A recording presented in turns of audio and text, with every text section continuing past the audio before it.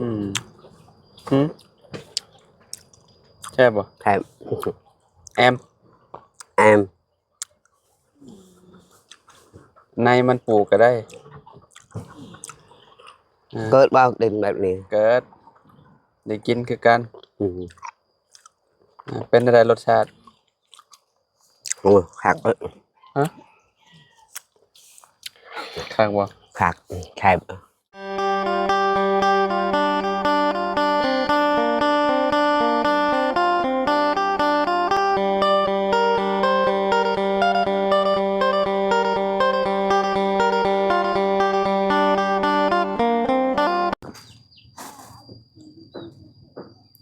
กราบสบายดีสวัสดี FC เบิร์ดสุขูสุคนเนาะบ่ว่าสิอยู่ในและก็ต่างประเทศพี่น้องก็ยินดีต้อนรับเข้าสู่ช่องบ่าวลาวสตูดิโอคือเก่าพี่น้องเนาะเปิดภาพมามื้อนี้พี่น้องเฮาก็อยู่ที่เฮือนประตูอาเดียพี่น้องเนาะรอประตู7ปีคือเก่าคือเดิมเนาะก่อนเดินทางกลับบ้านพี่น้องเนาะแวะเวียนมาหาประตูเพิ่นก่อนเนาะปอโตเห็ดข้อไก่พี่น้องเนาะโต๊ะมันยังอยู่ทางหลังนะใช่เกาะคอเจ้าน่ะบงได้น่ะบันส่วนเด้อ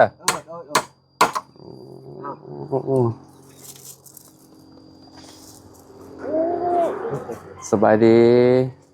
เออ เลยบันส่วนโต๊ะนี่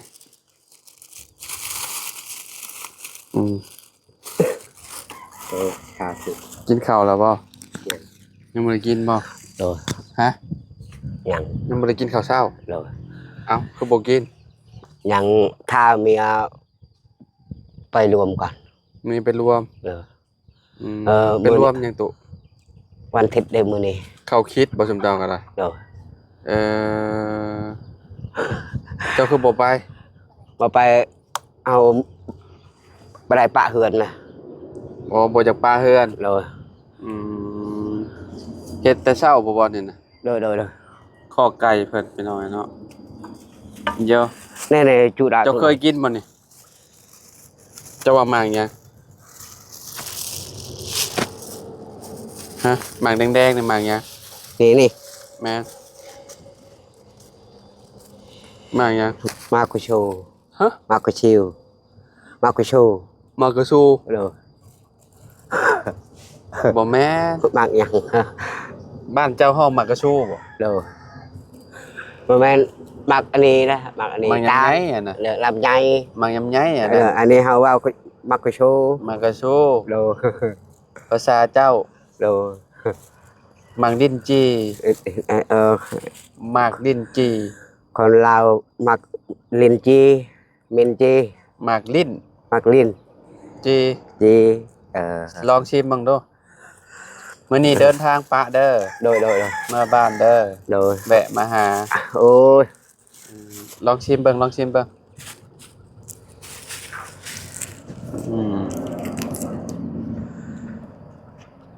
อร่อยมาก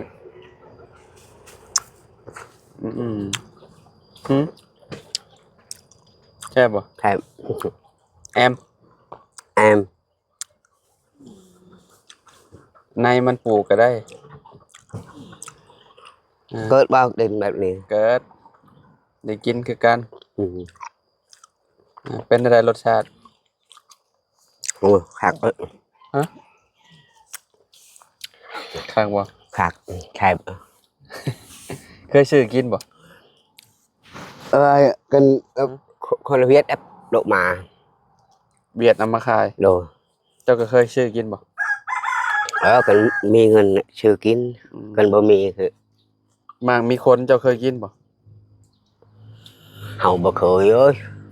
มังเงาะอะไรมังเงาะบ่เคยซื้อบ่บ่เคยซื้อเฮ้ยตัวมันยังนี่นี่โว้มันยังนี่ได้หาตัดใหม่นี่มันกินไม้ปลูกบ้งนะกินเนาะกินบ้งจับคอเจ้ากินเจ้าย่านบ่เจ้าย่านจะบ่ ญาติน้อยก็เห็ดกระโตนมันเจ็บ มันกัดเจ้าบอกกิน เอาหันกัด อืม นี่เขาไปตัดเห็ด เจะไปตัดกระไพนี่ นี่เด้อคนบ้านสกีปลูก บ่ไปตัดเอาของเขาหน้านี่ โดย เขาบ่ให้บ่ เขาไปคอแล้ว คอน้ำเพิ่น โดย ไปมาไปกระไพ ไปเพรียวเฮา ไปผู้เดียวแบกมาจากล โอ้ยแต่ลำหนึ่ง ำไปเอามาเทอละลำบ่ โดย ต้นนี้แล้วก็ต้นนั่นเนาะ โดย อืมมีหยังคือมีตลอดเวลาแท้นี่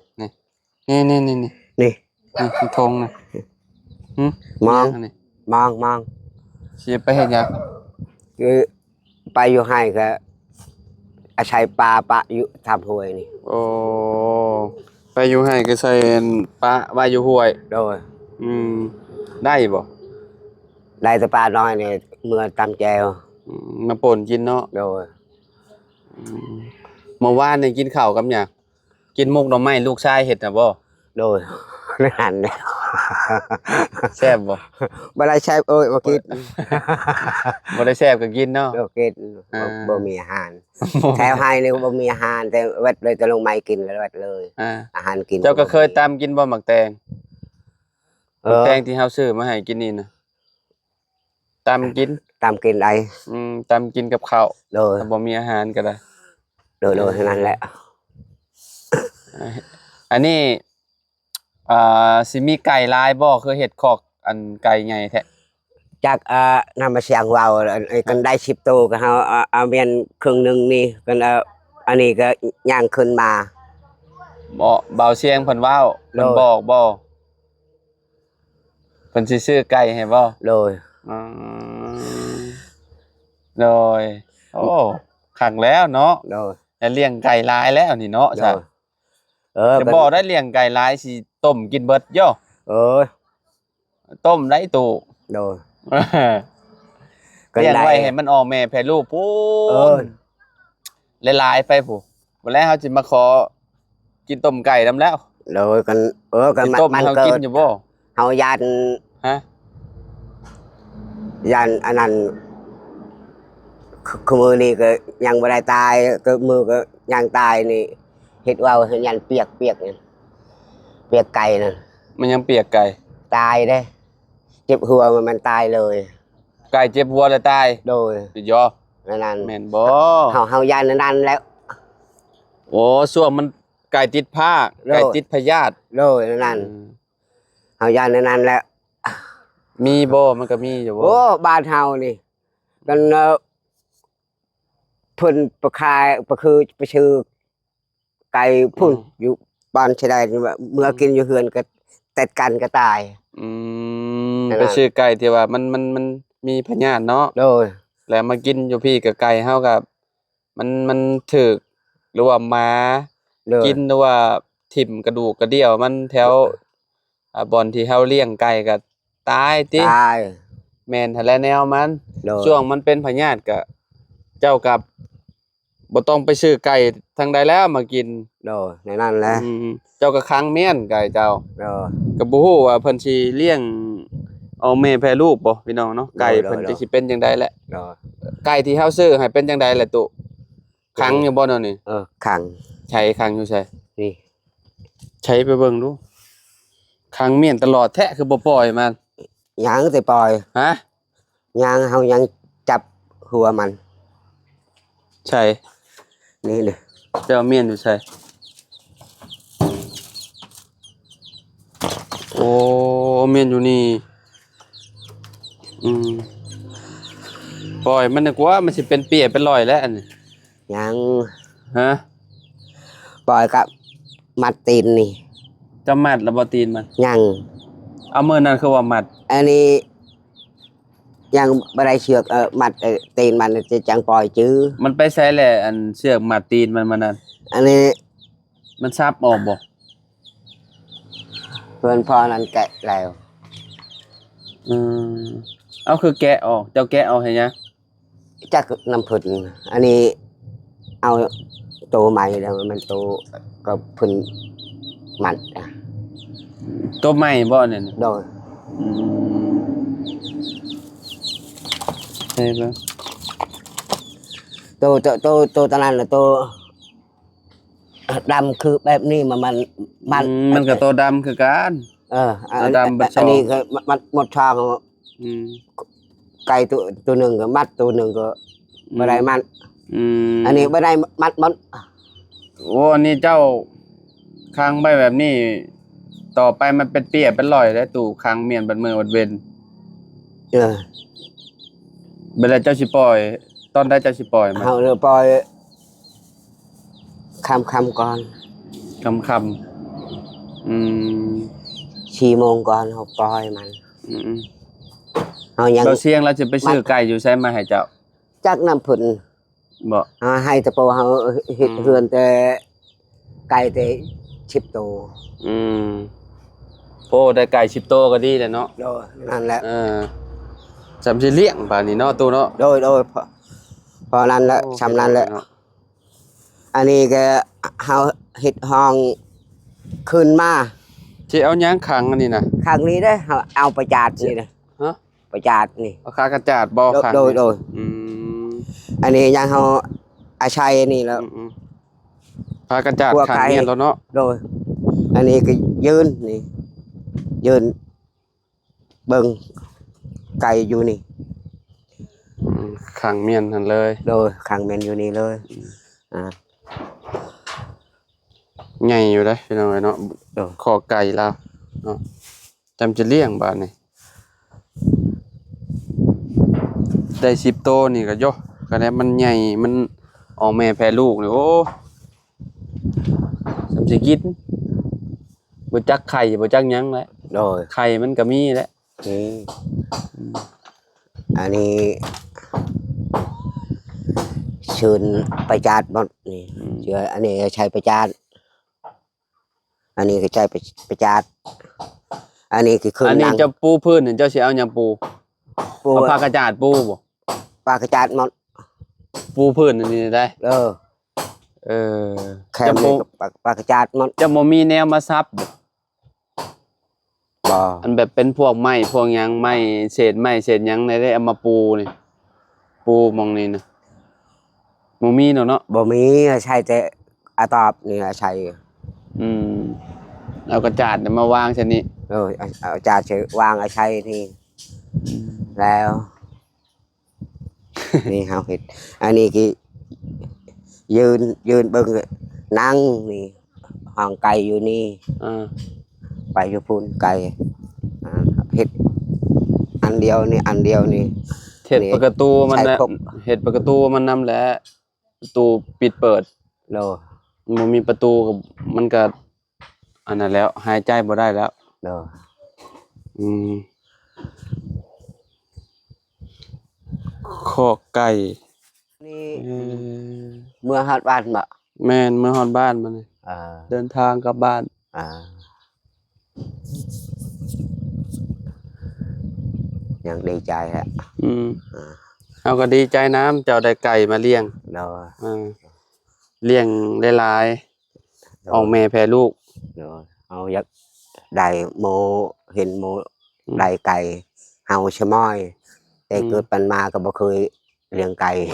ตั้งแต่เกิดมาบ่เคยเลี้ยงไก่จักโต โลจากโตก็บ่มี เออ หมูแห้งกระติก อืม เบิ่งไปเขาเบิ่งเป็ดก็มีไก่ก็มี อยากกินต้มไก่ก็บ่ได้กินอยากกินต้มเป็ดก็บ่ได้กิน บ่ได้แล้ว อืม กันตายยามก็ว่า ฮะ กันมันตายพญาติพยมนี่ทิมนี่เสียดายกินเอา โบไก่มีพยาธิก็มีแต่ถิ่มมาแล้วตู้ไผสิเอามาขากิน โตเอา เจ้าก็มีแต่เอาไปพังถิ่มแล้ว โอ้ เจะบ่ต้องกินได้ นั่นแล้วเฮาญาณ ไก่ นกเดียวนั้น แถวนี้มันบ่ค่อยอันนั้นปานใดดอกเพราะว่าชุมเพิ่นบ่ค่อยได้กินปิ้งไก่หันน่ะพี่น้องเอ้ยเนาะ โด มันบ่มีพยาธิพะเยาหลายปานนั้นดอกเนาะมันบ่ตายง่ายปานนั้นดอกเนาะมีแต่ปล่อยให้มันกินเป็นธรรมชาติแล้วก็เกลือมัน โด ไปกินปวกกินหยังไปก็แล้วนะแถวนี้น่ะมันก็บ่ได้ อันนั้นหลายปานนั้นน้องนี่ นั่น อันนี้ แหละ มันก็หากินเองของมันแหละนี่แถวสวนแถวหยังกินตะกะตอกตะกะแตนไปเนาะ แม่นแหละนั่นแหละ ตอกตอกหมองใหม่นะตอกหมองใหม่อืมอืม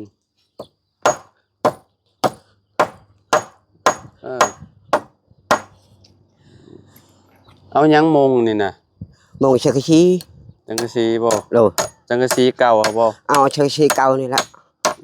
อยู่ใช้สังกะสีเก่า อยู่เหือน พออยู่บ่ โอ้ยเหลือเลย ได้อยู่ซะเนาะ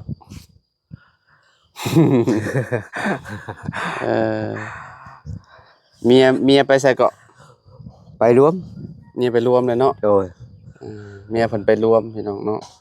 เพิ่นน่ะป้าเฮือนบ่ได้ว่าซั่น ปะเหือนบ่ได้ดอก ก็บ่ให้ลูกอยู่ โอ้ยลูกก็ไปหมดอยู่พุ่น เอ้าบ่คนน่ะเด้ฮะเด้คนที่จับไม้นำเจ้ากินนี่เด้ เอากูลูกเฮานี่ ฮะบ่ชงติเ เฮ็ดว่า ฮะ บ่ได้เฮ็ดนำกันบ่ ตัดตัวเป็นเมียลูกนี่เฮ็ดใครแน่ชอยพ่อชอยแม่นี่คือลูกเฮาเอากู บ่เจ้าอ่ะลูกเจ้าให้ลูกเจ้าอยู่เฝ้าเฮือนเด้เจ้าก็ไปนำเมียเจ้า ลายว่ามันเฮ็ดเวียกมันไป ป้าเฮือนบ่ได้ เออ โอ้ผ้านี่ผ้าคอพี่น้อยเนาะก้อยเลย ยังแต่ มื้อหน้ามื้อในเดี๋ยวจงว่ากันใหม่พี่น้องมื้อนี้เดินทางกลับบ้านก่อนไปปะประตูก่อนเนาะ โดยเอาขอบใจจะเจ็บจะใครอยู่มีแห่งตลอดปลอดภัยได้เงินได้คำเลยคือเก่านี่แหละสาธุ โดยอยู่ดีมีแฮงนะตู้เด้อ แห่ง หักแพงคือเก่า โดยสาธุ เนาะ โดย ลูกหลานเมื่อบ้านก่อน โดย มาหลายมื้อแล้ว โดย สิเข้าอาทิตย์หนึงแล้ว โดย ไปอย่าเจ็บอย่าใครตลอดปลอดภัย โดยอวยพรให้ FC ในตู้ โดยเอาสะพานเลยเอาเห็ดห่างไก่ให้อยู่ดีมีแฮง อยู่มีแหงอย่าเจ็บอย่าใครไปตลอดปลอดภัยได้เงินได้คำโดยคือเรานี่แล้วสา โด ธุ ย